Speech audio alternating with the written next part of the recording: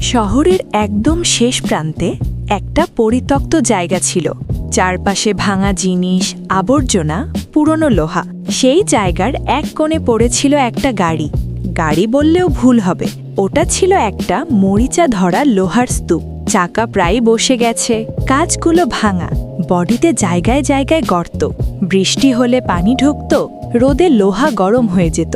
লোকজন পাশ দিয়ে গেলে নাক চেপে বলতো, উফ, এই জিনিসটা এখনো এখানে পড়ে আছে। কেউ বলতো, এটা তো জাঙ্ক, বিক্রি করে দিলেই ভালো হতো। আর কেউ হাসতে হাসতে বলতো, এটা দিয়ে কিছু হবে না। শেষ। রায়হানের প্রবেশ।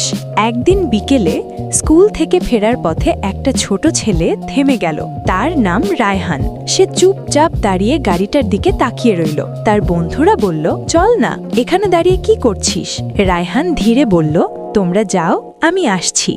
সে এগিয়ে গিয়ে গাড়িটার গায়ে হাত দিল। মরিচা লেগে তার হাত লাল হয়ে গেল, কিন্তু সে হাত সরালো না।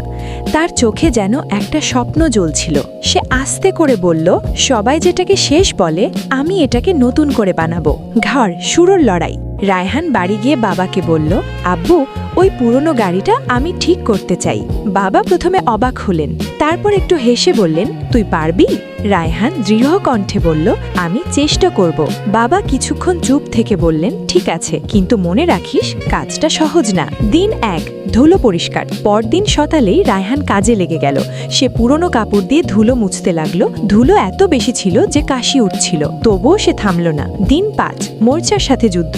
কয়েকদিন পর সে একটা ব্রাশ আর স্যান্ড পেপার নিয়ে এলো। সে মরিচা ঘষতে লাগলো, হাত কেটে যাচ্ছিল, রক্ত বের হচ্ছিল, কিন্তু সে শুধু বলতো, আর একটু, আর একটু। দিন 12, ভিতরের অবস্থা। সে গাড়ির দরজা খুলল, ভিতরে সব নষ্ট, সিট ছিঁড়ে গেছে, স্টিয়ারিং ঢিলা, ইঞ্জিন প্রায় মৃত। বন্ধুরা এসে দেখে বলল, তুই পাগল নাকি? রায়হান শুধু হেসে বলল, পাগল না, স্বপ্ন দেখি। বাধা। একদিন প্রবল বৃষ্টি হলো। সকালে এসে দেখে সে যেটুকু পরিষ্কার করেছিল সব আবার নোংরা হয়ে গেছে। সে চুপচাপ দাঁড়িয়ে থাকলো, চোখে পানি চলে আসলো, কিন্তু হঠাৎ সে নিজের মুখে পানি ছিটিয়ে বলল, আমি হারবো না। স্বপ্ন আরো বড় হলো। একদিন রাতে সে ইউটিউবে গাড়ির ভিডিও দেখছিল। হঠাৎ সে একটা সোনালী গাড়ি দেখল। তার চোখ জ্বলে উঠল। সে বলল, আমি আমার গাড়িটাকে সোনার মতো বানাবো। পরিবর্তনের ম্যাজিক। সে টাকা জমাতে শুরু করলো, ছোটখাটো কাজ করলো, তারপর কিনলো সোনালী পেইন্ট, নতুন চাকা, নতুন সিট, ইঞ্জিন পার্টস। দিন যায়, রাত যায়, সে ঘুমায় কম, কাজ বেশি করে। শেষ রূপান্তর। একদিন সূর্যের আলো পড়তেই গাড়িটা ঝলমল করে উঠল। পুরনো সেই জাঙ্ক এখন একদম চকচকে গোল্ড কার। শহরের প্রতিক্রিয়া। সবাই দৌড়ে এলো, এটা কি সেই গাড়ি? অসম্ভব, এটা তো নতুন থেকেও ভালো। যারা হাসতো আজ তারা চুপ। রায়হানের উত্তর। রায়হান ধীরে গাড়ির পাশে দাঁড়িয়ে বলল, আমি চুপ ছিলাম, কারণ আমি কাজ করছিলাম। আজ আমার কাজই আমার উত্তর। গল্পের শিক্ষা।